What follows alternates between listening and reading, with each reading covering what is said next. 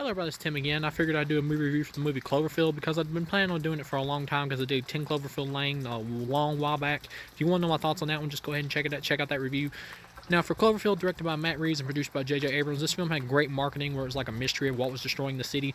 In the movie, there's just pretty much this giant monster that I believe was nicknamed Clovey by J.J. Abrams or Matt Reeves, I can't remember which. And it's got great design, and it's a really interesting creature. And it's destroying like the whole of Manhattan. And pretty much you got this guy named Rob or whatever who his friends are throwing him like a going away party. He's going to work in the for a company in Japan. I believe it's like Slusho or something like that. I think they expand on this company like the manga and stuff that kind of expands on the mythology of the movie that was created, but I've never actually read it. I just know bits and pieces of it. But you get the idea that the creature comes from the ocean. You get a earlier scene where it shows like a meteorite or whatever crash into the ocean, so you don't know if it came from space or the meteorite just actually woke it up. The movie doesn't really tell anything about the creature, really. You even got like these parasitic things that like fall off of it. You don't know if they're like the creature's offspring or like baby versions, or if they're just like some other creatures that also came from the ocean. You really have no idea. The movie doesn't explain much about the creature, and maybe that can be maybe they could have explained a little bit more, but at the same time I really like that they kept it a mystery.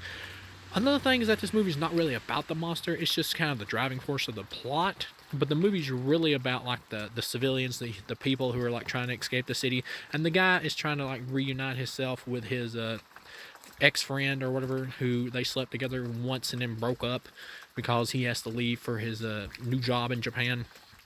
And out of the cast, the acting is all pretty much good. The most likable character is T.J. Miller, who's like HUD or whatever, the cameraman guy in the movie. Problems with the movie, T.J. Miller's character, even though he's the most likable in the movie because he's pretty much the comic relief, but he has the most like natural screen presence. It's easy to see why he went on to the biggest career out of the group of people here, other than like the director, of course, Matt Reeves and J.J. Abrams and whatever. But problems with the movie is like he just does not want to put down the camera. Like even when there's a giant friggin' monster attacking New York and destroying Manhattan Island, the dude just does not want to put down the camera. It's really unbelievable when you're watching like a found footage movie like this movie though. Like it's a found footage flick because the dude's like recording everything, and at the end of it you get the idea that of course the tape has been found or whatever by the U.S. government or whoever. When you're watching a found footage movie like this, you just gotta kind of accept that. I mean, at least somewhat. So eventually I just kind of bought into it. Some of the other characters are just kind of a little bit weaker, like the black girl in this movie who is very pretty, who also is in the Evil Dead remake. Her character is just kind of not. It's not. Her acting isn't bad. She's just kind of not that interesting compared to the other ones. She pretty much gets away in the film, like she gets away on a chopper, and this other girl, Beth, who's kind of like this cool outsider chick who's kind of funny. She gets bit by one of the parasitic creatures that like fall off the big Clovey monster, and her head explodes pretty much in a kind of a bloody scene, but it's like almost off camera a little bit, but you see the blood splat. You don't actually see the actual head explode. You just kind of get the idea from like a silhouette of a shadow.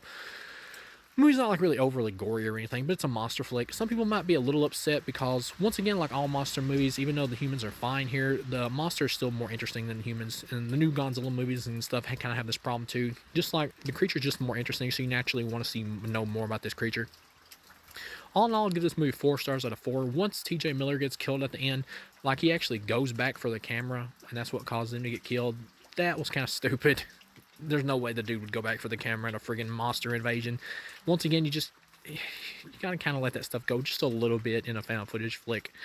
But yeah, he kind of like just gets bitten by the creature like up close, and pretty much the movie ends with Rob and Beth, who's the girl that his ex-friend or whatever that he slept with, he's still got a thing for, them getting blowed up at the end by like a bomb, where the military is just like bomb Manhattan Island to blow up the creature. And if you listen to like after the credits, there's like this thing where it kind of radio like static where it kind of says it's still alive or whatever, but they're doing a direct sequel to this, and I don't know if they'll even go by that.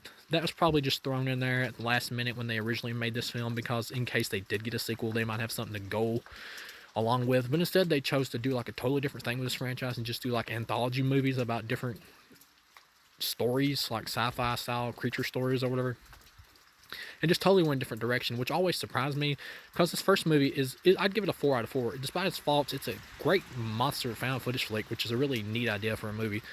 But I was always surprised, like they'd come up with this really cool creature here that would kind of be fun in like a Godzilla movie where it could fight Godzilla. Maybe it could be in one of the new Godzilla movies, like King Kong versus Godzilla or whatever. But I was always weird to me that they never like did a straight sequel to this, exploring more of this mythology of this creature they've created because it's so interesting. Until now, they've announced it, and I'm like, why did this take so long? I've always wondered this for years and never really understood why. And now they're finally doing it, so I just still don't get why they've decided now to finally do it. I guess they came to their senses and realized, hey, we came up with this interesting mythology with this creature, and we never really did anything with it. Now, the sequel's not going to be found footage according to the reports, so I think that's a good idea. Found footage is kind of played out by now. The gimmick wouldn't really work at this point. But I'll be interested to see the sequel. Pretty much everybody gets killed in the movie except for the black chick who kind of gets away on the helicopter. We don't know what happens to her, but it's assumed that she just kind of, flies off in the helicopter and gets out of the New York. So maybe they'll bring her back for like a cameo or something in the second one. But yeah, all in all, this is easily a 4 out of 4 star movie. I highly recommend it if you're a fan of found footage or just monster flicks in general. I think you'll really enjoy it. So thank you guys for watching, and I'll see you again with the third Cloverfield film, Cloverfield Paradox, which I've actually never seen. So thank you guys for watching, and I'll see you again.